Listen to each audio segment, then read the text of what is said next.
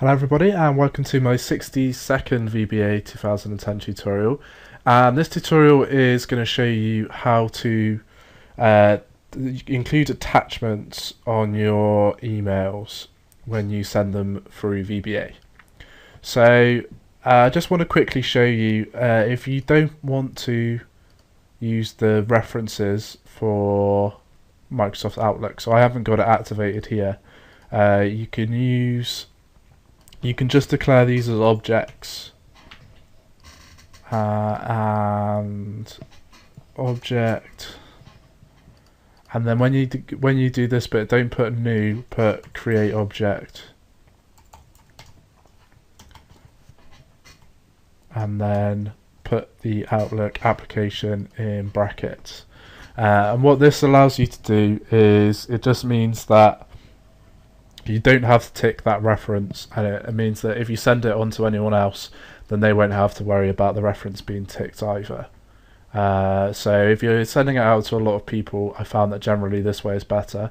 The disadvantage is when we're using our dot, etc., you don't actually get any prompts, and also it's more efficient if you're using the reference library in certain cases.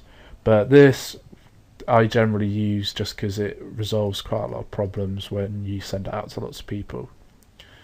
So let's just update this to my actual email, because I've changed it to email at server for the when I saved it as an example. Hotmail.co.uk. When I mention examples, if you go onto the website that you can get to by being on any one of the videos, or go into my channel page and then going onto the official website, and when it loads up, just scroll down underneath any of the videos and click on this download button, and it will download in a zip file all of the tutorials that I've been doing for you. So that's really useful. If you want to be looking at the code as you go along, then feel free. So if we want to add an attachment in now, then before we send it, just go to dot attachments and then dot add, and then you want to put in the file path of the file you want to add in.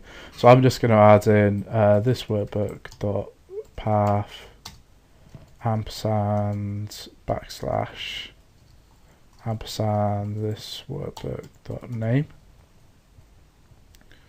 So I'm going to send the workbook that I've got open.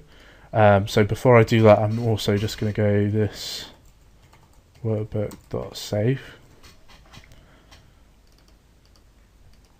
And then I'm going to press play on this, and it's going to try and send an email again, and I'm going to wait for it to load up, and then I'm going to press allow, and then when I go onto my email on here, and I'll have a beautiful new email through from myself, and it will have the tutorial 62 example file.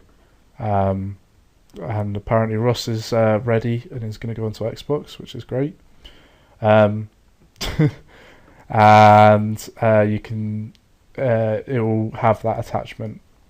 You can keep adding them, you can add as many as you want, and you don't have to only attach Excel files or the current file. You can put in any directory in there that any directory that you can attach to an email file.